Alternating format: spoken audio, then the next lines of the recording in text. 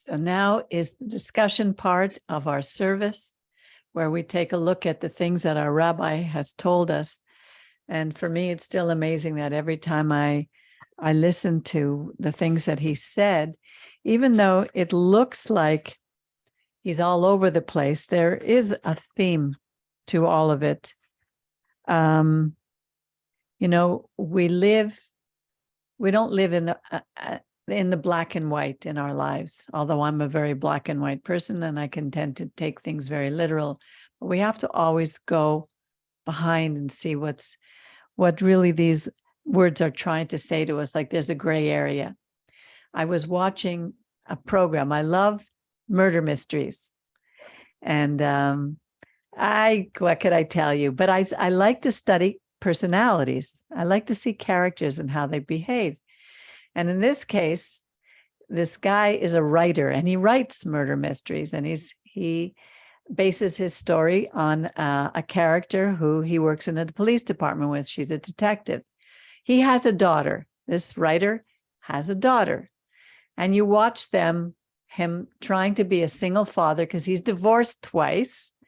And he's taking this young girl and he's trying to raise her in a world where there's very little morality. He, is always going with different women. His mother is divorced and she goes with different men.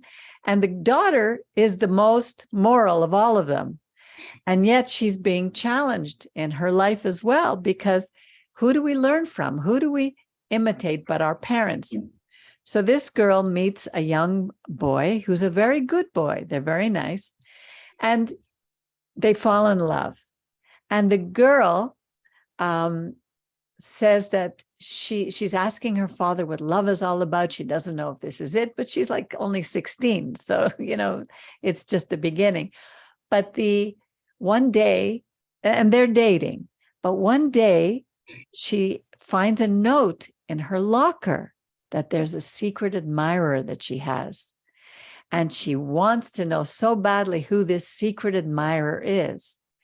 And the next day she goes to her locker. I don't know how he gets in, but he put a rose in.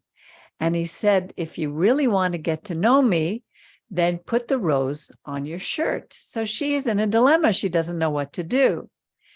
But it turns out in the end that she finds out that it was the young man who she was dating who put the note in, who put the rose in.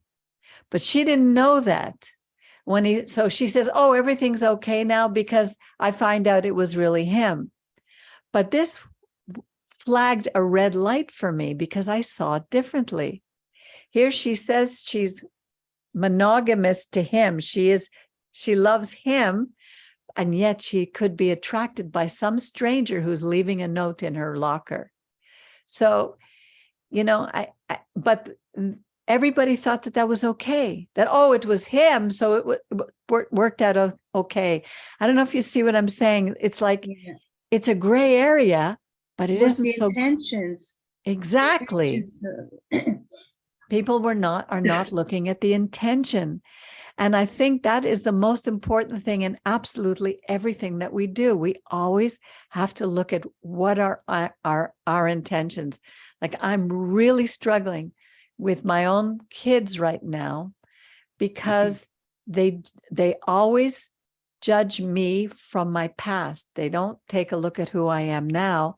And it doesn't matter what I do. They always think that my intentions are wrong. They judge my intentions. So it makes it very difficult for me to have an honest relationship with them because there's all these barriers that are in the way of them seeing who I am. And it makes conversation very difficult. So I think that's one of the most important principles that we need to always learn is what are our intentions when we're trying to do something. Like I was so excited, Karen, I was telling you, and Miriam, I was so excited about this presentation that I was putting for Purim. Because to tell you the truth, Purim is only three Mondays away. And I didn't even realize it because usually we need time to prepare. I didn't know if anyone was going to come. I don't know what we were going to do. And I said, we need to do something that's going to be, make it nice for people to want to attend. And here, what does our rabbi say? We don't have to put on special programs, although they're nice. God should be enough in our lives. So, I mean, I love what I did, and I was so excited, and I know it's going to make it more fun. But it's like our programs that we put are not going to bring people. God brings people. God touches our hearts. He said so many things in this message, and sometimes it's hard to catch a thread. But there are many things that that we can learn from it. I don't know what else have you seen in what the rabbi has said? There's so many things that's hard. I tried to write down some, but sometimes many times I repeat myself, but it's because maybe I see it a little bit more, or it penetrates a little bit more.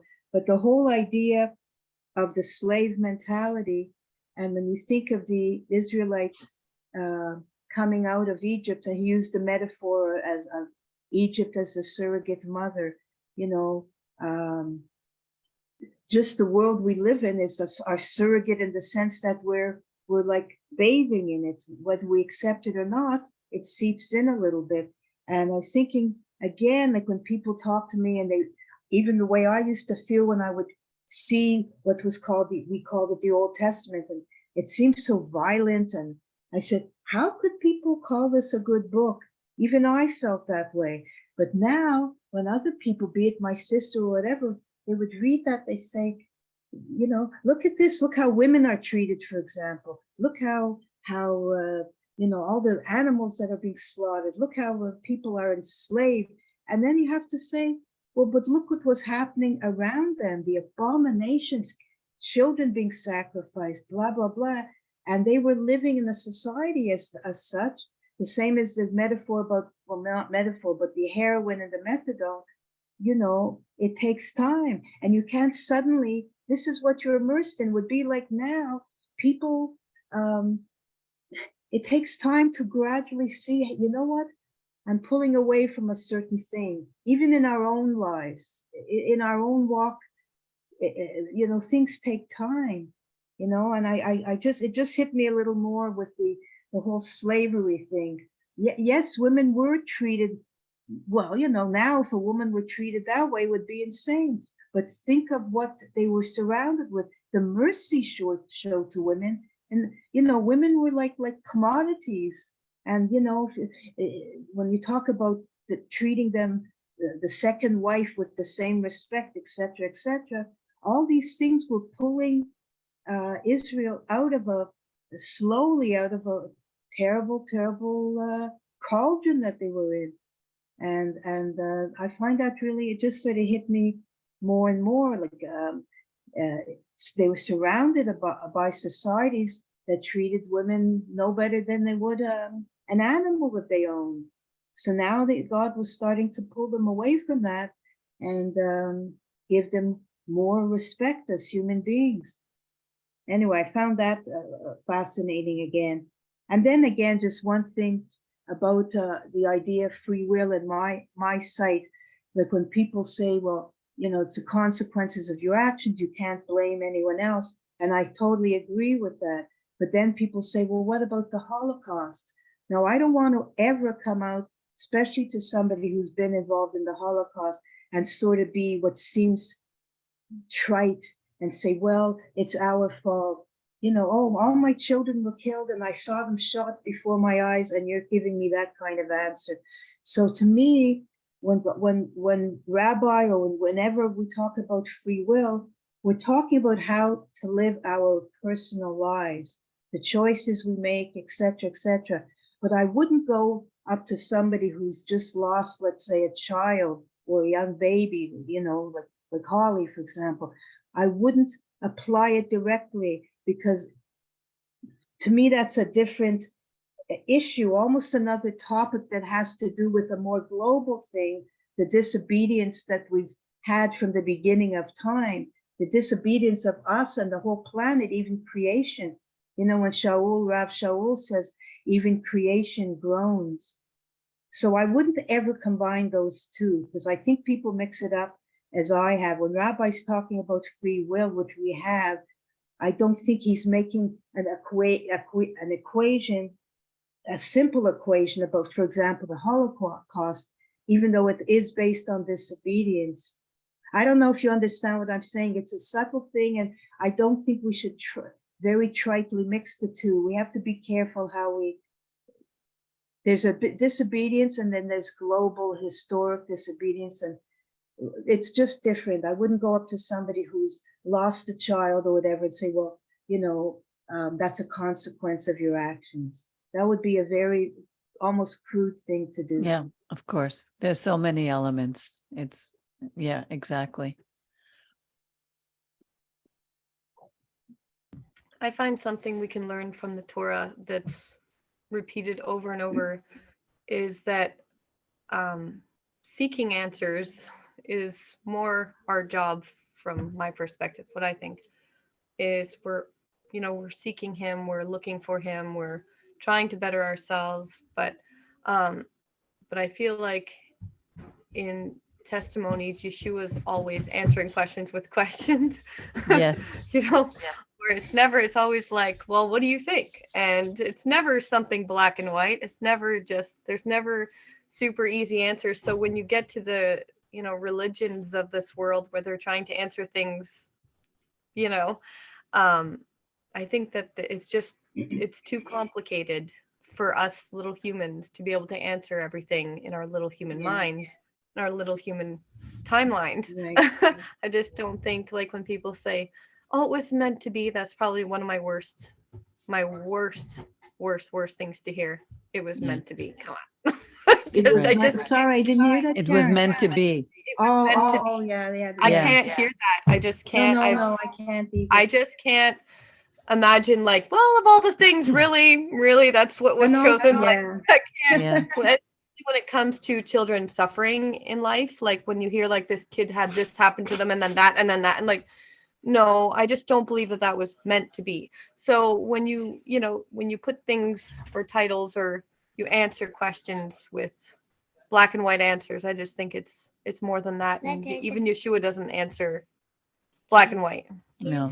Yeah, I agree with you, Karen. Little monster. He's such a munchkin. Hi, Munchkin. You have your big teeth now. Look at your teeth. You have your big teeth in. Wow. Okay, too much. Come on, go. Oh, Papa wants to talk. Oh boy. How old are you, Gabrielle? How old are you, 4. Gabe? 6. 4. Oh, 6. 6. I'm turning 7 in a month. No, 7, not a 8, month. 9. September. September. Many. 7, But 8, 9, 10. He's going to skip a grade, so he gets to go straight to grade 2. Oh. Because he's so good at math that he only has reading to work on. Wow. He can multiply, this kid. He's doing good. Okay, go ahead, Papa. You want to talk? I want to touch so many things, Okay, well, I know there's a lot. Here's the platform. I don't want to Have the stage. Yeah, but there's so many good points that Rabbi said, like number one that always it's something that we need to understand, is that all humanity was created by him. Mm-hmm. Okay? So with this statement, you are right now destroying what religion systems have created with their different categories of people and right. Now the problem is that not everyone has a level of understanding, or how can I say, they have a level of consciousness on what it is to live in a state of spirit, of ruach, with the Creator, in a state of where it goes beyond physicality. It takes him to open our eyes. Actually, Okay, it is true that we are in a state of sleep, Yeah. you know, and this is because of many things, you know. We were taught from since we were little that things work in a certain way in this world, but we never were taught to remember how truly the things in spirit, in the ruach, in the presence of the creator, in relationship with the creator is. And By the way, not all of us were taught how things work exactly, in this world. that is the reason why we are in this planet, to learn, to grow. You know, when we reach a point where we understand what is the purpose of our lives, and we're starting to remember who truly we are, you know. And like also when the rabbi also talks about idolatry and how the dependency that this is creating on us, you know, at every level, mentally, spiritually, physically, where we're starting to give importance to things that they are not really important, you know. And the way to measure it is by measuring with love, you know, like everything that the creator made, you know, he used love, and through this kind of call it energy, call it force, call it you know, the power or the manifestation of the creator and in his creation, that will unite love, unite people, you know. It doesn't matter which race you are, which believer believes. When it's love, there is attraction. It's something that it comes, and this is one thing that is interesting that I read and I understood that when men, you know, when men are you know, decide to unify, you know, to get married, to become a part with women, you know, becoming one, which is oneness. We are actually coming back to the creator, as we are creating from what was all separate, like it was all in there. Now it become oneness, and men, we have lost this truth for long time, and that is the reason why most of the men nowadays, you know, they jump from one flower to another flower, you know, referring to women, and they're never happy, they're never, because it's not, that is not. But when we realize as a man that when we do that, we are coming back to the creator, we are creating, it's like we are part of.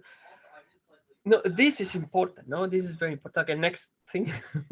No, but you're right. We've lost that understanding that when a man and woman come together, it's a spiritual union, and Yes. the breaking of that union is, you know, is a horrible thing.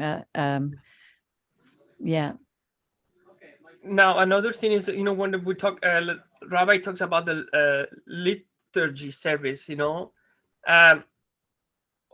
it was this is my opinion, and I believe that the Creator gave us that for a purpose. You know, and there are so many. We need to see beyond our little box.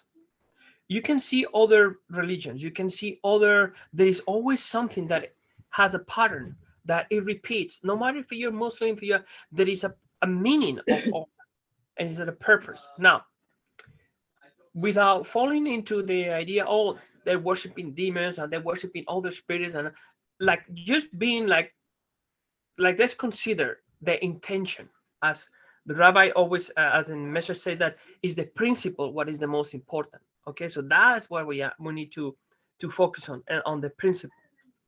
Okay, which this principle lead us to, you know, lead us to the spirit, which means to the ruach, which means to the meaning and knowing, and in that way we remove the slave mentality of dependency of other interpretations or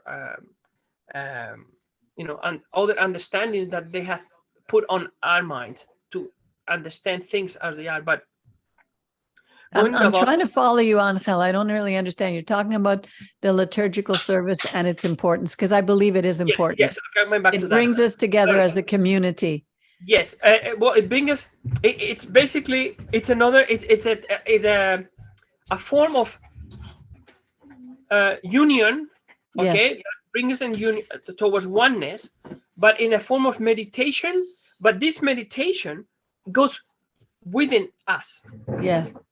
So all of us, we are going within us, in the sense that we are.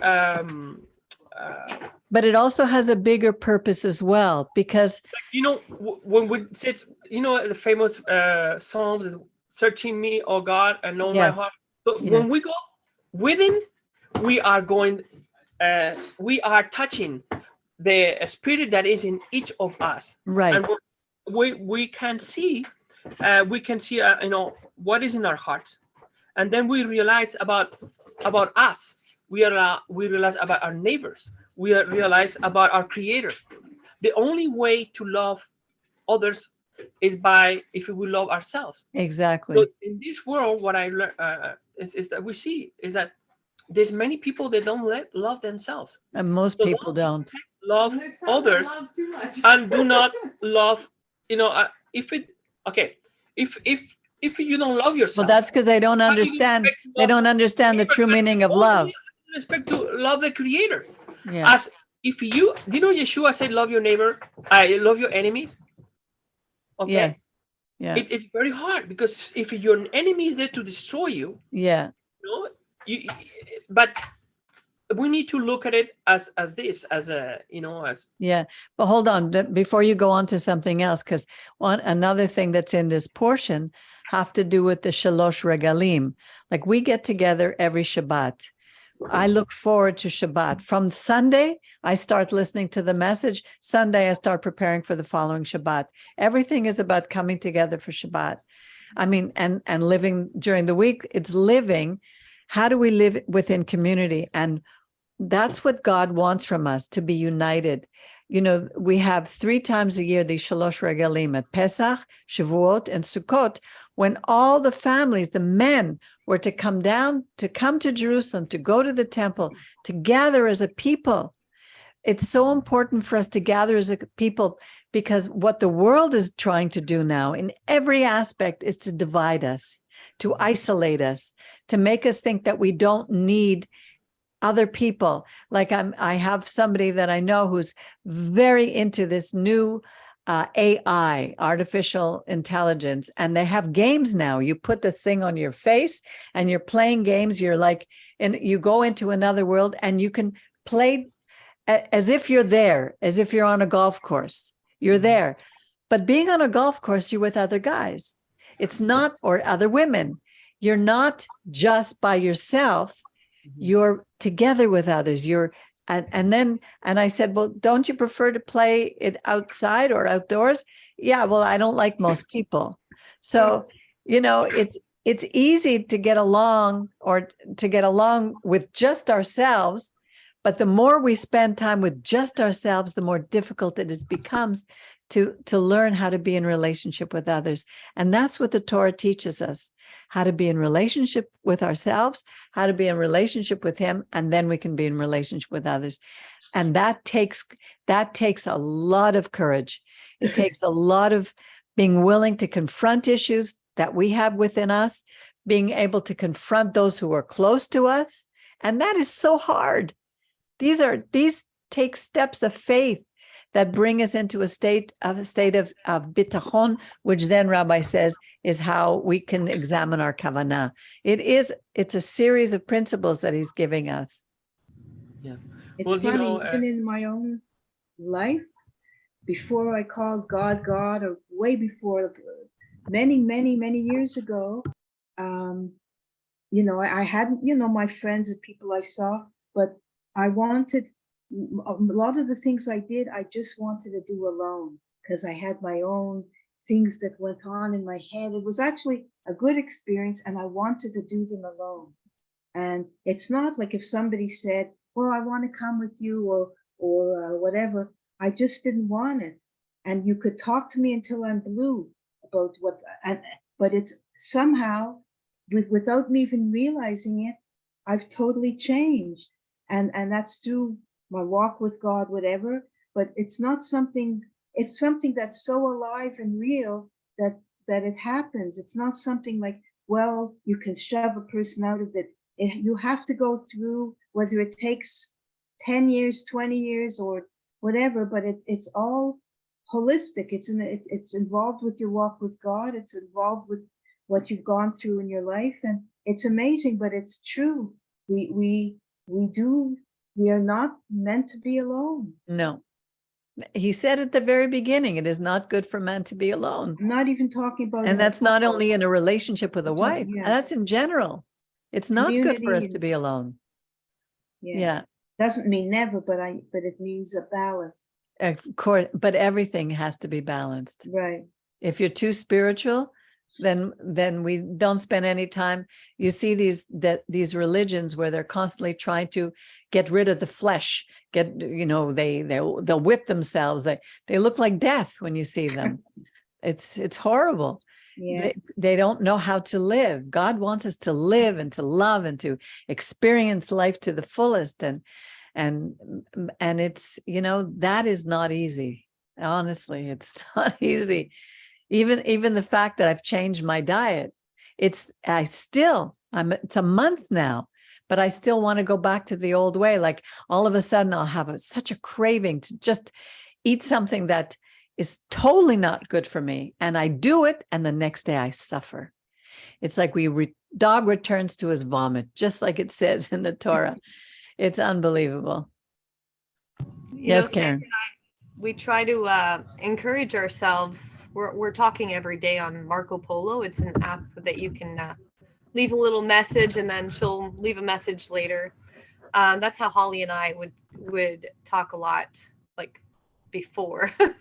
But the app is awesome. And we were talking about this week, how there was I don't remember if it was a TikTok or Facebook or whatever, but we saw this guy talking about how the less comfortable you are, the more you benefit. And he was talking about blessings and how usually everything's on the other side of comfort. Like, you think you're more comfortable here, so you must know yourself, because you're feeling better doing this or being here. And in the end, we use this expression that I'm actually painting today. I'm writing on this thing for her, and it says, it's like our saying now, and what we say is, the less we do, the less we want to do, and the more we do, the more we want to do. True. So you might think to yourself, I don't want to go outside because I'm tired. I don't want to go for a walk or whatever it is. But you do that activity which you think should make you more tired, even if it's exercise, and you actually have more energy after somehow to do more. And the more you clean up, like, oh, I don't want to do dishes because, but then you get the dishes done, and then you have the laundry done, and then you have something else done, and you have time. And now you're happier, you're benefiting, and you're less stressed, and you don't feel guilty. And yes. So the less you do, the less you want to do, and the more you do, the more you want to do. Is our little and the more you meet with people, the more we're together. Yeah. So you think one way, but in the end, what benefits. Remember that song when we were kids? The more we are together, together, the more we are together, the happier we'll be. Yeah, I remember that. If we look at this, the Torah and the scriptures, the commandment, the Mishpatim, all, the 10 Commandments, as the Rabbi explained always, that it was always a relationship. They were given for us, for growing the relationship with the Creator, with ourselves, and with the neighbors, right? Now, if you think about it, I'm going to give you an example, okay? You never have changed a spare tire, okay? Brian. You look so young today, Brian. What happened to you? You look young. Oh my goodness. So, Brian, are you watching the TV? No, I'm watching Brian? the computer. Yeah, you doing like this. You promise? The TV is not on. Okay, good I'm boy. waiting for the computer. Good boy. Okay. Okay, so let's go back about what I'm trying to say. Don't distract me, Baruch. Now, Stop being cute. You never change a spare tire. I mean, okay. Nobody told you. Nobody showed you. You have a car, and you need to take care of the car. You know, if you want to go forward, you want to go in live, you're gonna go some places, you want to visit some things that you don't never been before, and you want to experience that those places, talk with those people, understand that. Now it comes someone, okay, you're in the middle of the road is your life, okay. Now going from one city where you are going to another city that you don't know is part of your life.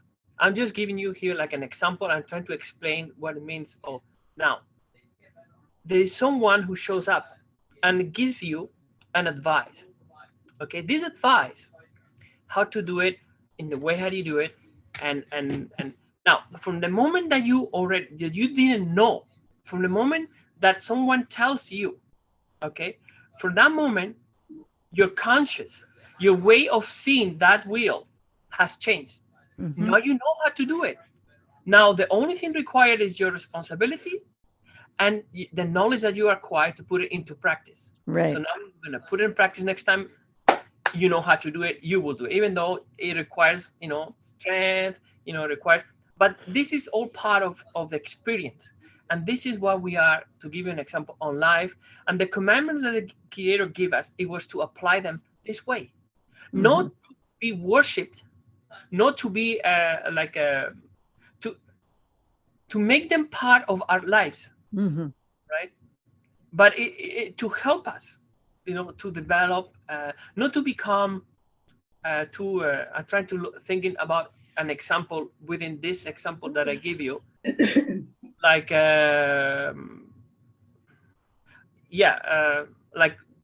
let's say that if you only put 4 screws instead of 5 screws, when you're tightening the wheel, that it won't work. It will still work. I don't know how to explain. But it's a little more dangerous because you didn't do it properly. It is more dangerous, okay, but how can I say? The important is that you know how to do this process and how to put you back on the road so you can continue during your life. And every time you do it, you get better at it. Exactly. Yeah. It reminds me. That's it. This is about knowledge, about knowing, okay? And this is part of our life. The more, sorry. What did you say, Miriam? No, I'm just saying what you're saying, Angel, and that sort of metaphor of the tire and going along the road. It really reminds me of Pilgrim's Progress.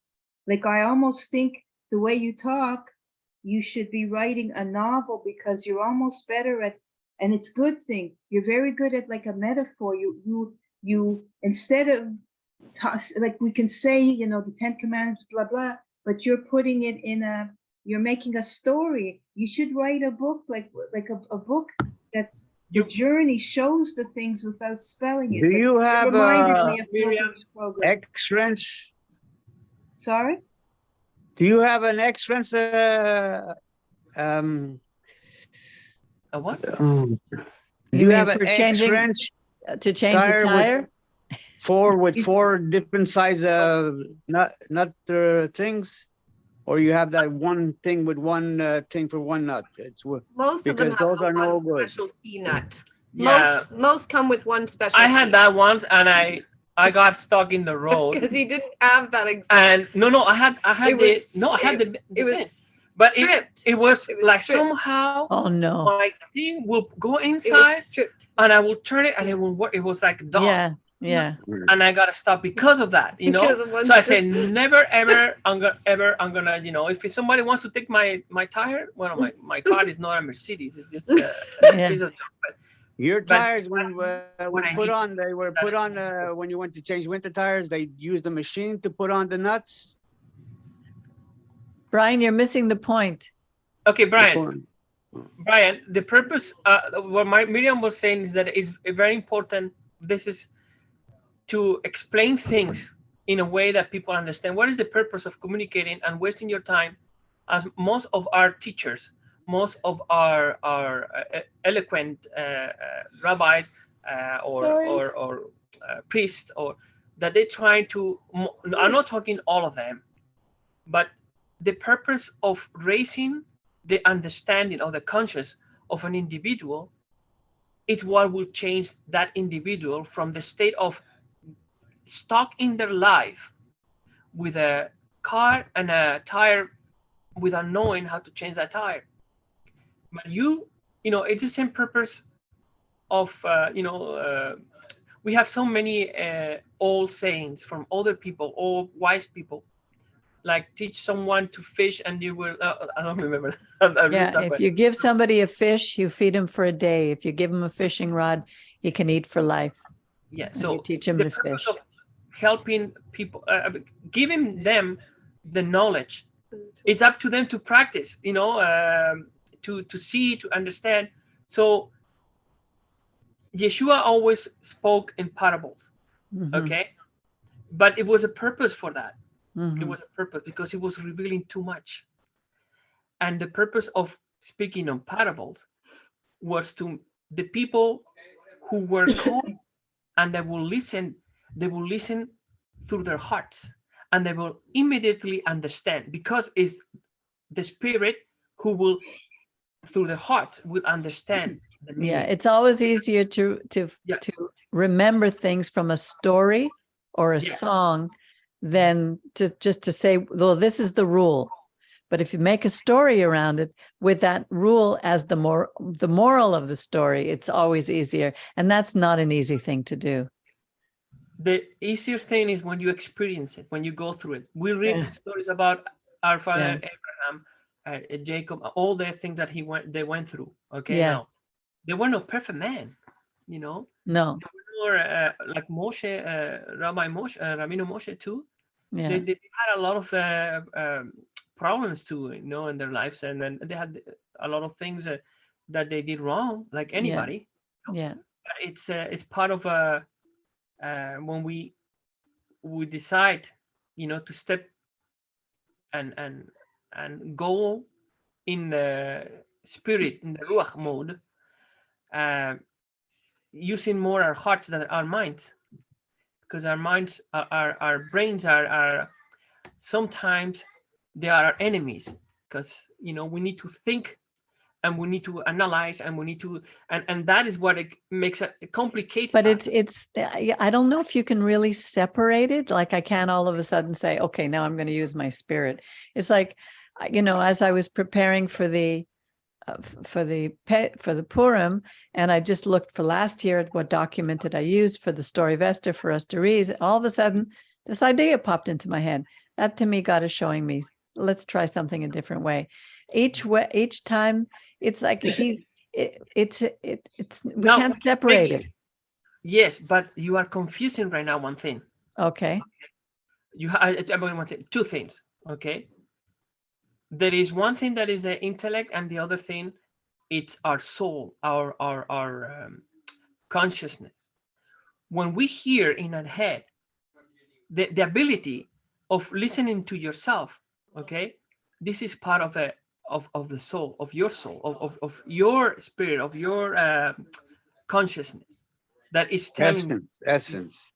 It's telling you about things. He thinks he can translate my head. It's very hard. No man can understand what goes on in a woman's head. It just in anyone's head, let alone a woman's head. That's the truth, and we don't even understand in our own. No, because when things happen, they can happen in all kinds of forms. They can happen in your head. They can happen in a bird landing in front of you. It's true. I had an experience this week. It was just a very simple thing, but it just showed me that God was there. I know God. It's just God is there, and I was like praising Him. I was so excited. I was in the car singing to Him. It was like I was like His ruach, His shekhinah was just pouring out. It was so wonderful. You just I was thinking this week because we have a very stubborn child, one of them, that's particularly more than the rest, and how much I can relate to that person without naming him. But how much we're like that, we're so stubborn and we just deserve, because it's a teenage attitude, like I just deserve because I deserve this because God, hello, no seeking, no looking for, and no asking, nothing, just deserve. And how we all are, we all have, in a sense, if you picture, for instance, my kids being 4 completely different personalities. Okay, the oldest and the youngest are a lot alike, but different personalities. I can't believe that those came from the same family, because not only do they look different, mostly they just are so, they couldn't be more different from the same parents, the same pretty much method. I haven't changed. Why are you doing this to me? Major methods. Same parents, but like they're so different, and how we're all so different. Yeah. As humans too, we're just so different, and we all have to look at these kids now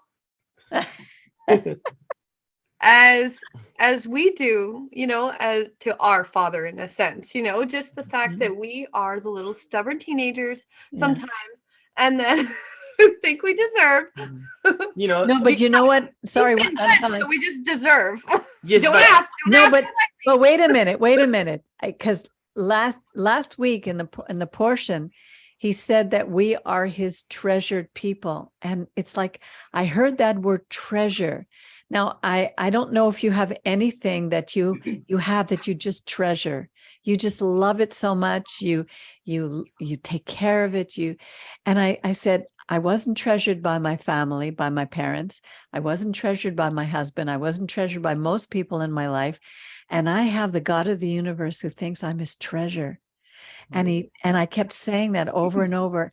I'm your treasure and you're taking care of me. And it was like, it was the most healing thing that I've felt in so long, because we are, and it's not that we deserve anything, but he pours his blessings out on us. And when we see it, oh my goodness, it just changes the molecules in our body. Like we just change knowing that we're treasured.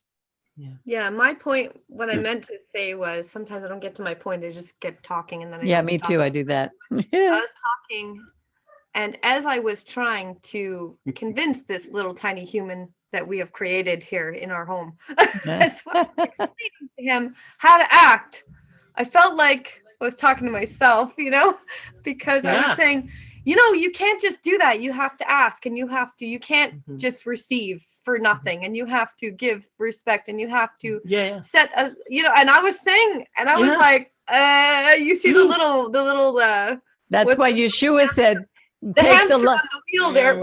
I know. That's why Yeshua says, when you're pointing a finger, or take the log out of your own eye before we try to take the speck out of someone else's. But you know what this means? But it's forgotten so quickly sometimes. Very. It means that we get busy. We are becoming transparent. So at the same time we speak, we're looking at ourselves, and we are saying, but we are also. So that is the reason why we say, when we do that. So that brings us to the point that we are all walking in this life, learning and growing. Okay, and it's important that we accept. I mean, we help each other to understand things that we don't. Like I was telling that, and we can't be disappointed by when others disappoint us, because they're not like us. They don't see things the way we do.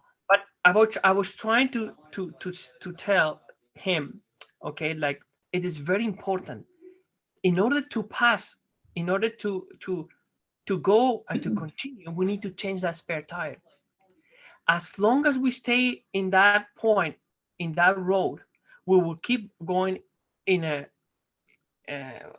loop, in a vicious circle, and in a circle that never ends until we step and we flip, the switch, and we say, okay, I'll change the tire. Let's go and see what is next. But it requires from us to lower our ego to the point that we're gonna do this because we want to see and we want to continue. I know that if I stay like in this position, I will be like that, and I will be like that, and I will never change, and I will until I decide to change. So that means you don't procrastinate anymore. That is hard for me. Okay, let's not talk about personal struggle. But yes, it's true. Procrastination is procrastinator. Iglesias. I think it's because I live in the present. I just saw a little bit before. I live in the present, and it showed and I cannot get out of this. I'm like, for me, excuses. One is we are. There was a little stick man cartoon that I just watched today in the morning, and there was this guy who's talking to his own brain, looking at the computer. Dude, the deadline's coming, but it's not here yet. But the deadline's coming, but it's not here yet. And then it's like last second. Okay, time for you to activate, and it shows the little brain like, okay, turning on, time to go. I know. It's so funny. It's funny that even I am procrastinator. When you get to that point, the date, then the last day I work my ass off. Like I work for 5 or 6 days in one day. It's just crazy. Except for what Karen wants you to do. If he's off for a month, he will work extremely hard on those last 3 days. But at least I know that now. I don't hold my breath anymore. Exactly. We just need to pray for each other because we all have our shtick, let me tell you. All right. Well, this was a fun time together. I really enjoyed it. There's so much. I have one request, if it's possible. One request, okay. If anyone has a dog or something that they can say hello to us. I have an animal deprivation syndrome. Is your little dog the new one, the border collie there? She went to bring her in. Okay. Just a second. So you have just 2 dogs. So you still have the chickens. You have the rooster. Oh, she gets excited. Oh my. She's a little baby. Well, we'll take a walk, Miriam, and we'll talk to a few dogs. Hey, Jada. Look. Jada. Hi, Jada. Let me see your face. Look over here, sweetheart. Oh, look at you. So cute. You're a working dog. Oh, look at her, so cute. That's a working dog. That's like me. Yeah, you're a border collie. She's so adorable. Oh my goodness. Hi, dog. Jada, what's her name? His name? Jada. It's named after the town that Angel grew up in. Oh, really? It's a girl or boy? This is a girl. Okay, she's how old now? 2 years. She just turned 2 on Valentine's Day. We saw yesterday. We saw Samoyed who was singing to us. Oh, does she sing, Jada? No, she doesn't sing, but Flint does. Flint can howl like he has the wild. Oh, look at you! So cute, so delicious, girl. Yeah, I'm pulling her face up, but she's like, "What's wrong? What did I do?" Well, this was wonderful time. So if there's nothing else we have to share. Are you going to fix her? Pardon? Are you going to fix her? This dog? Yep. She just needed to go through a heat, and now she's ready. Well, Or we're going to let her have one set and then fix her. You don't want any puppies there, Karen? What? Have puppies? Let her have one set and then fix her. There are some people that like to, to have puppies and never-ending puppies. I just. And we don't like that. There's so many puppies that need homes. I just don't believe in people. Are they? I thought there was hard to find a puppy now. I don't think that is.